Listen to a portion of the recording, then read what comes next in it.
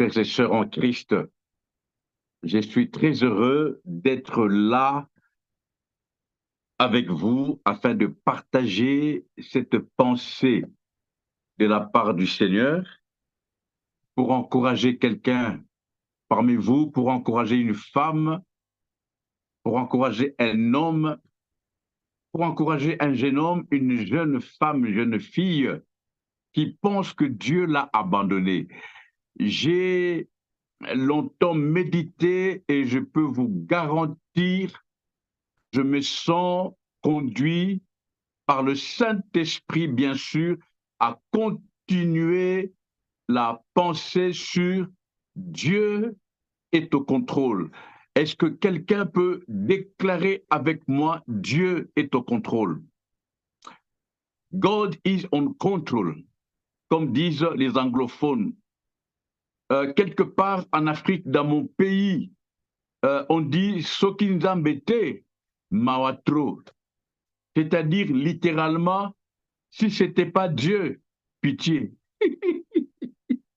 Oh, j'aime l'Africain. Dieu est au contrôle. C'est de ça que nous parlons. Je vous garantis, Dieu est au contrôle. Dis avec moi, Dieu est au contrôle. Tu peux le dire, même si tu es devant des difficultés, déclare avec moi, Dieu est au contrôle.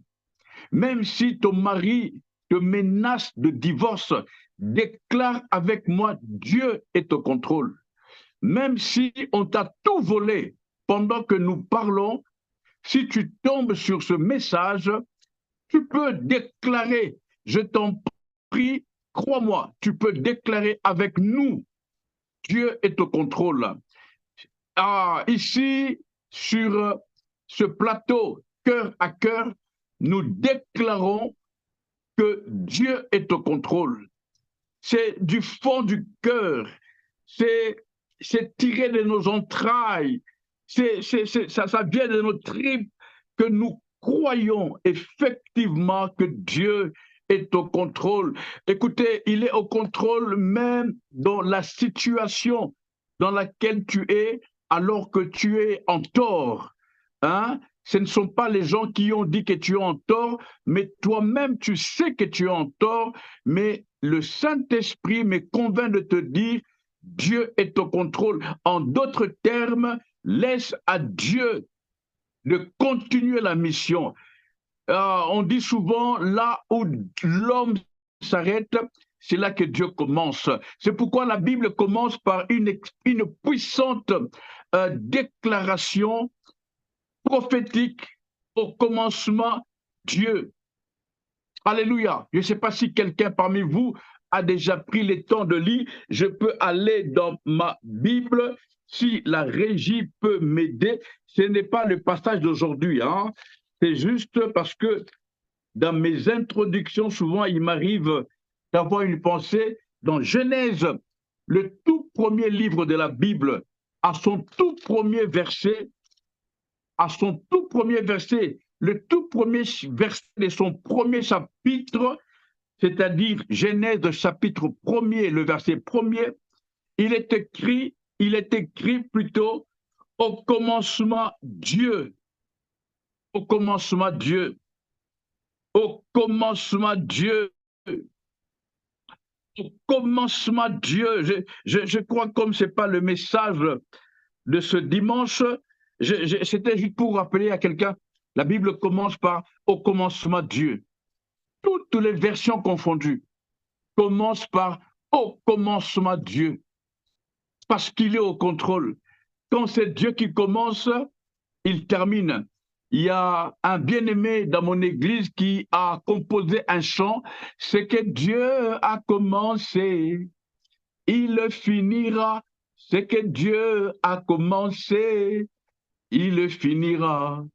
C'est que Dieu a commencé, oh, il le finira. C'est que Dieu a commencé, il le finira. C'est que Dieu a commencé, il va le finir. C'est que Dieu a commencé, il va le finir. C'est que Dieu a commencé, il va le finir. Ma femme a un chant qu'elle a composé par rapport à son histoire, l'histoire de sa vie, où elle dit, tu es Dieu, tu es Dieu, tu es Dieu. Écoutez les paroles. Tu es Dieu, tu es Dieu, tu es Dieu, tu es Dieu, tu es Dieu, tu es Dieu, tu es Dieu, tu es Dieu, tu es Dieu, tu es mon Dieu, ton règne n'a pas de fin. Il est Dieu. Je parle du Créateur, de celui qui a créé les cieux, de celui qui a créé toutes choses, de celui qui n'a jamais dormi, de celui qui n'a jamais ronflé, de celui qui ne s'est jamais fatigué. Il est Dieu. Il a le contrôle absolu de tout ce qu'il y a sur la terre. Nous devons juste lui faire confiance. Quelqu'un devait dire avec moi Amen. Il est Dieu. Il est Dieu, il est Dieu, alléluia, il est Dieu. Quelqu'un dit alléluia. Il est Dieu, il est Dieu, il est Dieu. Nous le bénissons, nous les bénissons, nous les proclamons, nous lui rendons toute la gloire, l'honneur, la puissance et la majesté. Il est Dieu, il est Dieu. Son règne n'a pas de fin. Ah, son règne ne dépend de rien. Il est Dieu, il existe par lui-même, il est Dieu par lui-même, il n'a des comptes à rendre à personne, il est Dieu, je le déclare avec toi, il est Dieu, je le proclame avec toi, notre Dieu est suprême, le créateur du ciel et de la terre, il est celui qui a le contrôle de toutes choses, il a le contrôle de ton avenir, il a le contrôle de l'avenir de ton foyer, il a le contrôle de l'avenir de tes enfants, de tous tes enfants, même ceux qui sont actuellement turbulents. Dieu a le plein contrôle. Il contrôle toutes choses. Je l'ai souvent dit, Dieu a dit, aucun de tes cheveux ne tombera à terre que je n'ai donné ma permission. Il a le contrôle. Ah, il a les contrôles, il a les contrôles. Quelque part, je crois, au Nigeria, on l'appelle Igwe. Igwe, Igwe, ah, Igwe. Il a les contrôles, il a les contrôles. Quelqu'un dit, Dieu a les contrôles. Il a les contrôles de ta vie. Il a les contrôles de ton foyer. Il a les contrôles de ta maison. Il a les contrôles de tout ce qui t'arrive. Il a les contrôles. C'est pourquoi il a dit lui-même, ceux qui veillent sans lui veillent en vain. Ceux qui travaillent sans lui travaillent en vain. Il a les contrôles. Alléluia. Il a les contrôles. Il a les contrôles. Voilà, je voudrais en quelques minutes, nous pouvons aller lire dans le livre de Jérémie, un passage que tout le monde connaît. Je ne veux pas aller dans le détail, mais je prends juste une partie de ce verset sans sortir du contexte, bien sûr. Jérémie, le chapitre 29, le verset 11. Un passage connu même par les païens. Même les païens connaissent ce passage. Jérémie, le chapitre 29, le verset 11. La Bible dit, comme vous voyez la régie afficher le passage, car je connais le projet que j'ai formé sur vous, dit l'Éternel, projet de paix et non des malheurs, afin de vous donner un avenir et de l'espérance. Je répète, car je connais le projet que j'ai formé sur vous, dit l'Éternel, projet de paix et non des malheurs, afin de vous donner un avenir et de l'espérance. L'Éternel, notre Dieu, m'a mandaté ce soir pour parler au cœur de la famille chrétienne, c'est-à-dire à toi qui es là, à toi qui me suivras en rediffusion. N'aie pas peur. Dimanche passé, pour ceux qui étaient là, j'ai parlé de la peur du lendemain. La peur du lendemain qui est un danger pour beaucoup parmi nous, non pas seulement ceux qui prient, même ceux qui jeûnent, ceux qui vont à l'église, et même, savez-vous que dans la plupart des cas, le péché le péché est la conséquence de la peur du lendemain. C'est parce on pensait que c'est parce qu'on a eu peur du lendemain qu'on a agi de la sorte. Et je sais de quoi je parle. Et je sais que vous êtes d'accord avec moi. Je vous l'ai dit, conduit par l'Esprit de Dieu, la peur du lendemain a rempli de cimetières. La peur du lendemain a provoqué de divisions. La peur du lendemain est la cause de beaucoup de divorces. La peur du lendemain est la cause, la conséquence, a pour conséquence de séparation. Quand on n'a pas l'assurance, parce que c'est de ça que nous parlerons le dimanche prochain, quand on n'a pas l'assurance du lendemain, on a le contraire, c'est-à-dire on a la peur. On a la peur. Et pendant que je parle, beaucoup parmi nous ont des challenges, ont des rendez-vous, ont des attentes. Et comme ils ne savent pas ce qui va arriver, beaucoup ont pris de mauvaises décisions. Des mauvaises décisions. Parce qu'ils ont eu peur, ne sachant pas qu'est-ce qui va arriver demain. D'autres se sont dit, si je ne fais pas ça, qu'est-ce qui va m'arriver? La peur du lendemain. Jésus est allé jusqu'à dire, qui parmi vous, à cause de ses soucis, a pu prolonger sa vie d'une seule coudée? Les soucis sont, je dirais, les soucis sont la fille aînée ou le fils aîné de la peur. Quelqu'un me comprend? Je vais le répéter en bon français. Les soucis et, je mets ça au singulier, les soucis est le fils aîné de la peur. Je veux le répéter encore parce que quelqu'un ne m'a pas compris. C'est à toi, justement, que je m'adresse. Les soucis est le fils aîné de la peur du lendemain.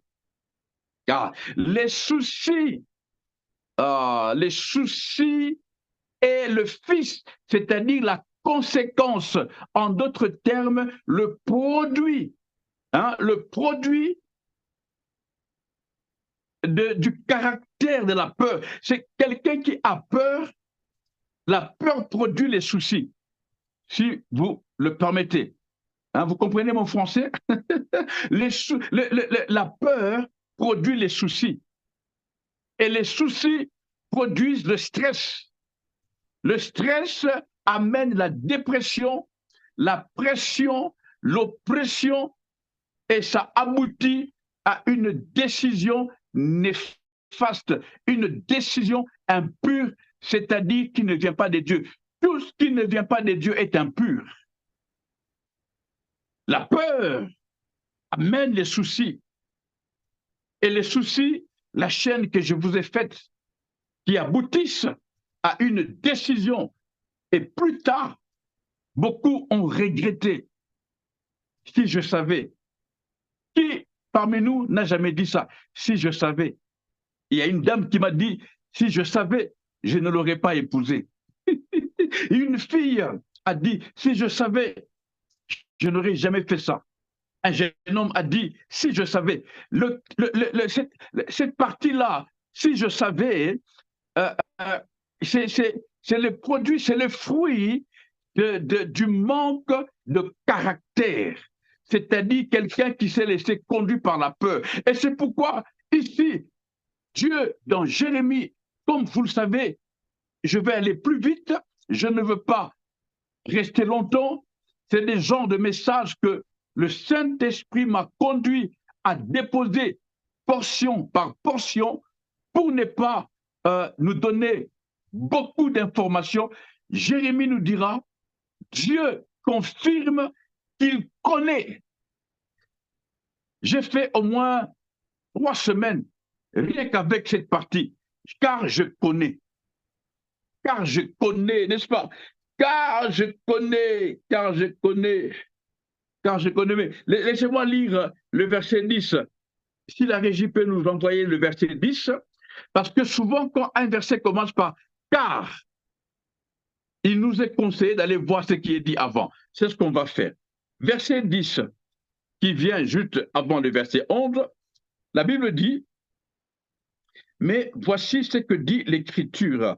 Dès que 70 ans seront écoulés pour Babylone, je me souviendrai de vous et j'accomplirai à votre égard ma bonne parole en vous ramenant dans ces lieux.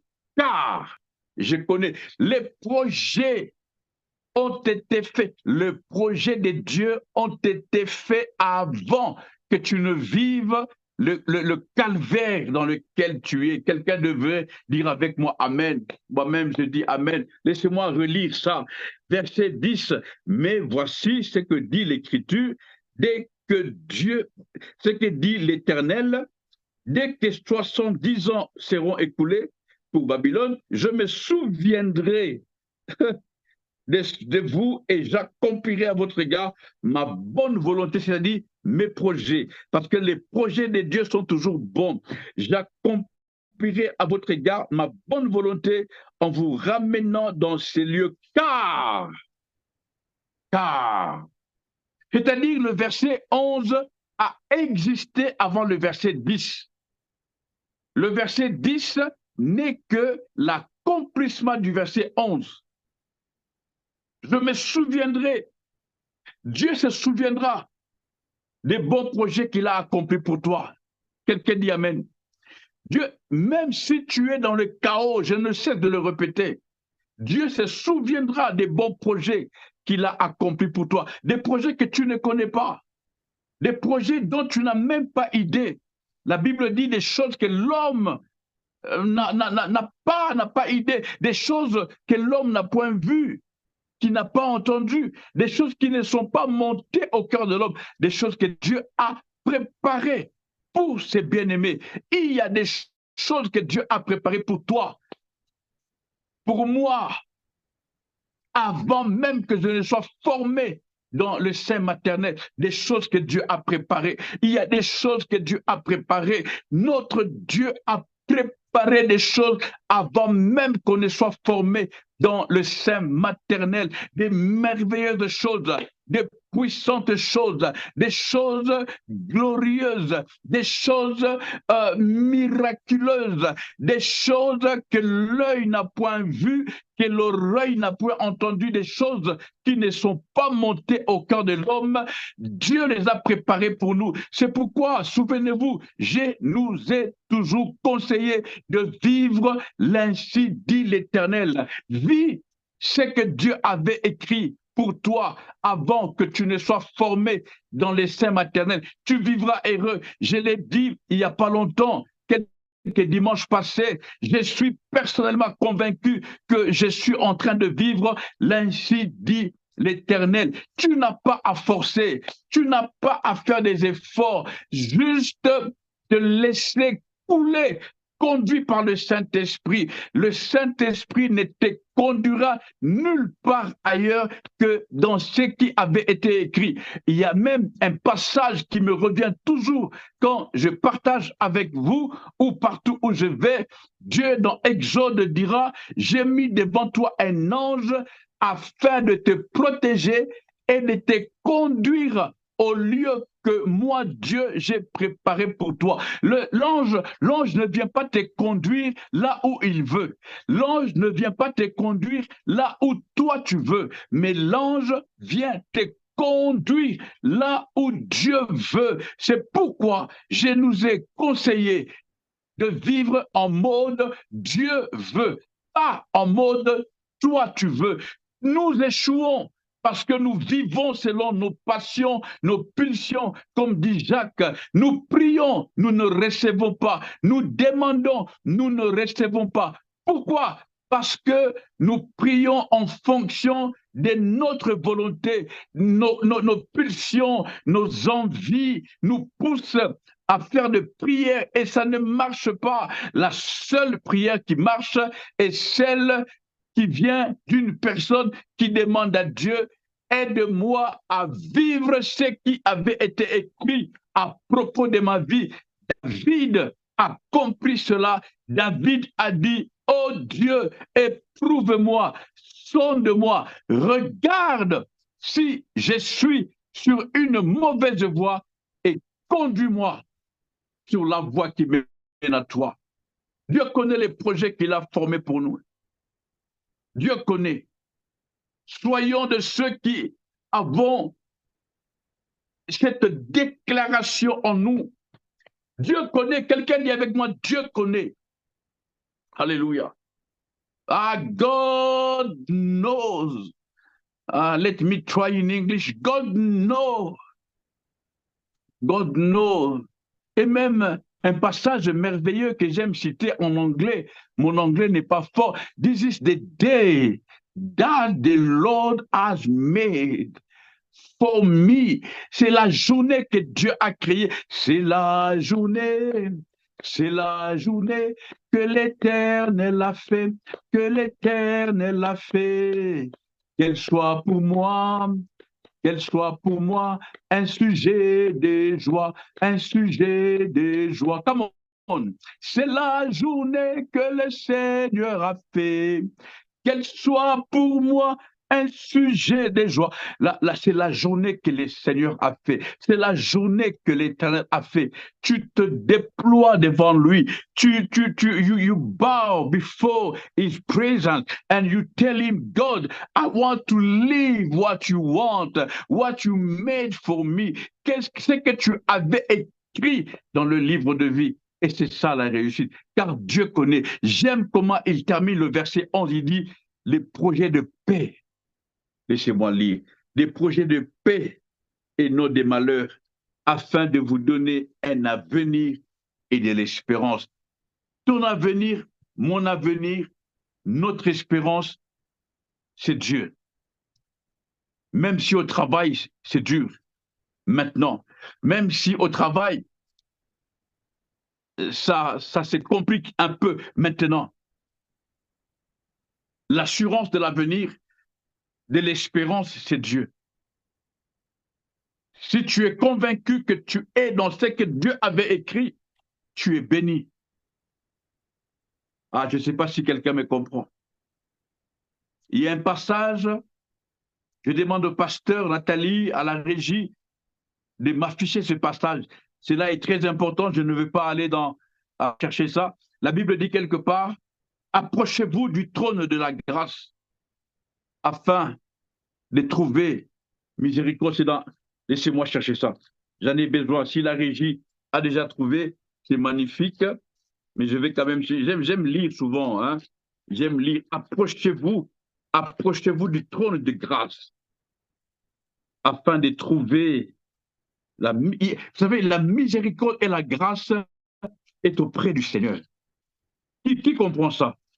La miséricorde et la grâce sont auprès du Seigneur. C'est pourquoi le terme assurance est placé. Approchez-vous avec assurance. Approchez-vous avec assurance. La Bible, comme vous l'avez lu, nous conseille de nous approcher. Ça, c'est le premier point, avec assurance. Ne nous approchons pas en doutant, parce que c'est là que Jacques dira: celui qui demande en doutant, qu'il ne s'imagine même pas qu'il recevra quelque chose du Seigneur. Nous devons nous approcher du trône de gloire, du trône de Dieu avec assurance. Quelqu'un dit avec moi: j'ai l'assurance. Oui, moi qui vous parle, j'ai l'assurance. Je marche la tête haute, je marche calme, serein, parce que je sais en qui j'ai mis ma confiance, en qui j'ai déposé ma foi. Il est, la Bible dit dans Hébreu, le rémunérateur de ceux qui croient en lui. C'est lui qui valide ma foi. Je m'approche de lui avec assurance parce que je sais qu'il a formé pour moi des projets de paix et non des malheurs, des projets de bonheur. Il assure mon avenir, il me donne de l'espérance et je m'approche avec assurance, sans douter. Non, je ne doute pas, je ne doute pas, je ne crois pas que les factures vont m'amener à la mort, je ne crois pas que le problème qui est devant moi va m'amener à la mort. Je ne pense même pas que le menace que j'entends à gauche et à droite à mon propos vont me déstabiliser. Je puis, selon qu'il est écrit, je puis tout par celui qui me fortifie, par Christ qui me fortifie. Il est mon appui, il est ton soutien, il est tes béquilles, il est ton assurance. Il faut que tu aies de l'assurance pour aller chercher l'assurance. N'avez-vous jamais vu, vous qui avez des voitures, nous avons l'assurance, c'est pourquoi nous allons voir l'assurance. Parce que sans assurance, nous n'irons pas chercher l'assurance. Pourquoi? Parce que la confiance est là-dedans. Là, je parlais de la manière humaine, mais maintenant, divinement, spirituellement, jésufiablement, nous allons vers Dieu parce que nous lui faisons confiance. Qui ne sait pas ce que cela veut dire? Nous allons vers Dieu parce que nous lui faisons confiance. Moi, votre frère, je vous le dis, je vais vers Dieu parce que je lui fais confiance. Je vais vers lui parce que je lui fais confiance. La nuit, je dors en paix parce que je sais qu'il veille sur moi. Je sais que l'ange de l'Éternel campe autour de moi et me protège de tout danger. Je vais vers Dieu parce que je lui fais confiance. Je lui fais confiance. Je sais qu'il m'aime et moi je l'aime. Je ne me laisse pas distraire par les choses qui arrivent, les tempêtes, les vagues. Tout peut se soulever, mais j'ai mon regard fixé sur Jésus parce que je sais qu'il a formé pour moi des projets de paix, des projets de bonheur. Alléluia. Restons sereins. Restons confiants. C'est ce que nous essayons de partager avec vous pendant les quelques minutes qui nous sont impartis ici sur ce merveilleux plateau cœur à cœur, que personne ne se sente découragé. Le découragement est la cause de la peur du lendemain. Et cette peur nous rend vilains, je l'ai dit. Celui qui a peur devient vilain ou vilaine, ne sait plus prendre soin de soi à cause de la peur. Que le Seigneur nous libère de ça. Que l'Éternel, notre Dieu, nous libère de cette peur. Oui, sois libéré, sois totalement libéré de la peur. Ton lendemain est entre les surmains de Dieu, est entre les mains de Dieu. L'assurance de ton avenir est entre les mains de Dieu. N'aie pas peur. Ah, n'aie pas peur, n'aie pas peur. Je prie pour toi. Je prie pour toi. N'aie pas peur. N'aie pas peur, n'aie pas peur, n'aie pas peur. Reste serein, n'aie pas peur. N'aie pas peur. Ton Dieu est au contrôle. Il est avec toi. C'est ça, c'est de ça que nous parlons. Dieu est au contrôle. Il prend soin de toi. Être au contrôle veut dire il gère tout. Être au contrôle veut dire il surveille tout. Être au contrôle veut dire il a tout entre ses mains. C'est pourquoi il est écrit, il est omniscient, il est omniprésent, il est omnipotent. Il a tout entre ses mains. Il veille sur tout. Il veille sur toi. Il veille sur ton mari là où il est. Ne sois pas dans l'inquiétude. Il veille sur tes enfants, même s'ils sont dehors. Actuellement, pendant que je parle, Dieu veille sur tout. Ce n'est pas parce que les autres ont connu des accidents que tes enfants connaîtront l'accident. Ce n'est pas parce que les autres ont connu des divorces que toi aussi. Non, chacun a son histoire, chacun est dans son couloir, cherche à connaître l'histoire. Ton histoire à toi, c'est que Dieu avait inscrit dans le livre de vie à propos de toi. Tu verras que Dieu n'a pas écrit tout ce que le monde te fait croire. Non, tu es de la génération des élus. Tu es un sacerdoce royal. Ce qui t'arrive, Dieu est au contrôle. Il n'a jamais été surpris. Et non, Dieu est au contrôle. Il veille, il surveille, il prend soin, il gère. Dieu n'est jamais dépassé. Dieu n'est jamais dépassé. Dieu n'est jamais dépassé. Ce qu'il a commencé, il va le terminer. C'est lui qui a fait que tu viennes sur terre. Il sait pourquoi il voulait que tu viennes sur terre et il est au contrôle. Alléluia. God is on control.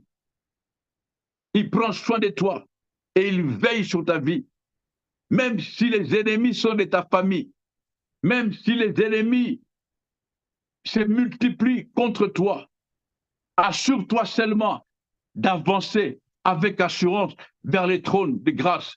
Là se trouve la grâce et la miséricorde, et tu ne seras pas atteint. Tu verras de tes yeux tes ennemis par terre, mais toi, tu ne seras pas atteint. Quelqu'un dit Amen. Oh, quelqu'un dit avec moi Amen. Merci Seigneur, Alléluia, Amen, Amen, Amen. Je suis content de partager ces pensées. Le Saint-Esprit m'a convaincu de dire à quelqu'un, prends le temps de méditer la pensée. Pas forcément les passages que moi je donne, conduits par le Saint-Esprit, bien sûr, mais le Saint-Esprit m'a poussé à te donner un conseil. Médite, médite. Médite parce que dans ces temps, dites temps de la fin, nous avons besoin d'avoir l'assurance. Parce que le manque d'assurance crée les troubles. Les manques d'assurance créent les troubles. Le manque d'assurance apporte et nous pousse à l'instabilité. Nous commençons à chercher des refuges partout parce que nous n'avons pas d'assurance et nous ne savons pas où se trouve la vraie assurance. Le monde nous propose tellement d'assurance, mais la vraie assurance, c'est Dieu. Il est notre assurance. Alléluia. Dieu est notre assurance. Alors prenons le temps de méditer. C'est un conseil d'amis. Prenons le temps de méditer et soyons sur le qui-vif. Ne nous endormons plus. Restons éveillés au travail, dans le métro, en voiture, en taxi, dans l'avion, dans le train. À tout moment, n'attends pas le dégât pour commencer à prier. Soyons prêts parce que le Fils de l'homme revient bientôt. Méditons. Chaque fois qu'il y a quelque chose devant toi, médite, réfléchis par rapport et conformément à la parole. Soyons sérieux avec Dieu. Méditons la parole, cherchons à nous approprier la parole, à nous accaparer de la parole, à nous laisser imprégner de la parole. C'est capital ce que je vous dis. C'est capital. Ne laissez pas aux pasteurs, aux prophètes, aux bishops de méditer pour vous. Non, chacun de nous est pasteur de sa vie, prophétesse de sa vie. Alors apprenons à méditer parce que notre vie, selon qu'il est écrit, l'homme ne vivra pas de pain seulement, mais de toute parole qui sort de la bouche de Dieu. Please, je vous en supplie. Je vous en supplie. Je ne veux pas casser les téléphones, déchirer la Bible, comme j'ai vu un pasteur à cause de la souffrance du fait que son peuple dans son église ne comprenait pas ses paroles. Il a tout déchiré. Il a même cassé la chair. Bref, j'ai vu ça sur Facebook. Non, je pense que j'ai devant moi de responsables, des hommes et des femmes matures qui veulent non les matériels, mais qui courent derrière Dieu, qui veulent toucher Dieu. La Bible dit, un jour, il y avait des hommes qui sont venus et qui ont dit, nous voulons voir Jésus. Si Jésus est dans ta vie, tu as l'assurance. Si Jésus est dans ta maison, la fête va continuer. La fête a continué dans les mariages de Cana parce que Jésus était là. En d'autres termes, si Jésus n'était pas là aux noces de Cana, la fête n'allait pas continuer parce qu'il n'y avait plus de vin. Mais Jésus ramène la vie, Jésus ramène la joie, Jésus ramène l'assurance là où il y a des doutes, là où il y a des troubles, là où il y a la peur, là où il y a l'insécurité. Jésus ramène la sécurité, la paix, la confiance. Et ça nous permet d'avancer malgré l'adversité. Ça nous permet de continuer malgré les autres troubles, malgré les vents contraires. Nous volons et nous décollons, mais avec Jésus. Avec Jésus, je nous prêche ce que j'ai vécu, pas ce que j'ai entendu. Sans Jésus, il est impossible. Quelqu'un devrait crier avec moi, Alléluia. Jésus, Jésus, ce qui est un ah, il y a quelqu'un qui disait dans un chant congolais, Sokiyote, Masia Yesue, Nenashina Bebakala. Si n'eût été toi, Jésus, je serais perdu depuis longtemps et moi, je suis de ceux-là. N'eût été Jésus, Jésus, Jésus, Jésus, n'eût été toi, n'eût été toi, je n'aurais pas une épouse comme celle que j'ai. N'eût été toi, je n'aurais pas de merveilleux enfants que j'ai. N'eût été Jésus, je n'aurais pas le travail que j'ai. N'eût été Jésus, je n'aurais pas vécu ce que je suis en train de vivre. C'est Jésus. Et s'il le fait pour moi, comme il a fait pour lui, il le fera pour toi aussi. La seule différence est que tu te décides de croire Jésus. Je brise la peur dans nos familles. Je brise l'inquiétude. Je brise les soucis qui sont le produit du manque d'assurance. Je brise ça au nom de Jésus. Au nom de Jésus. Au nom de Jésus, sois calme. Jésus a le contrôle de ta vie. Jésus est Seigneur. Il connaît ce dont tu as besoin avant même que tu ne le lui demandes et même avant que tu ne sois formé dans le sein maternel. Il a réglé, il a solutionné ton problème parce que la Bible dit, à la croix, il a dit, tout est accompli. Il n'y a plus rien à faire. Il n'y a plus rien à faire. Soyez bénis au nom de Jésus. Alléluia. Ah, merci. Merci Seigneur. Voilà, je ferme ma belle Bible. J'aime la parole et je nous conseille une chose, de rester branché sur notre merveilleux plateau cœur à cœur pour écouter des messages. Il y a le bishop Cyril lui-même qui est là. Il y a le pasteur Nathalie elle-même, le pasteur Jude, le pasteur Geneviève et beaucoup d'autres qui sont là pour nous conseiller, pour nous aider à nous maintenir dans le droit chemin, à savoir croire en Dieu. Amen. Nous nous retrouverons le dimanche prochain à la même heure, à 15 h pour ceux du Canada, à 21 h pour ceux de ce côté, Paris, Bruxelles, Allemagne et tous ceux de ce côté-ci. Et sinon, pour moi, je vous dis au revoir et à dimanche prochain. God bless you. Bye bye.